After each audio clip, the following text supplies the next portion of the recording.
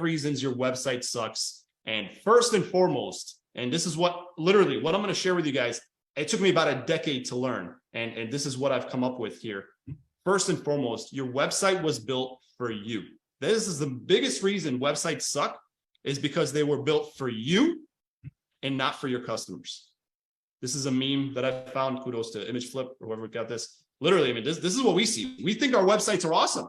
We think, I mean, our websites are our greatest thing out there. But your customers are looking at your website like, what's there? You have, and you'll never know. That's the worst part. You will go on for years. You will spend thousands of dollars on your website, and you'll go on for years never knowing that your website sucks, never knowing that it's leaking, never knowing that your website is frustrating your customers. I mean, if you're lucky, and this will never happen, you'll get a 1-star review from a customer who doesn't do business with you, who says, you know, I started to book on their website and it was just super confusing. Here's a 1-star review because of your website. Nobody's going to do that. People don't leave 1-star reviews because your website is confusing. So that's why I said, if you're lucky, then you'll find out and you'll say, maybe I should look at my website, but that's not going to happen. So again, you will go on for years and years, people for decades, literally not knowing that there's a problem with your website.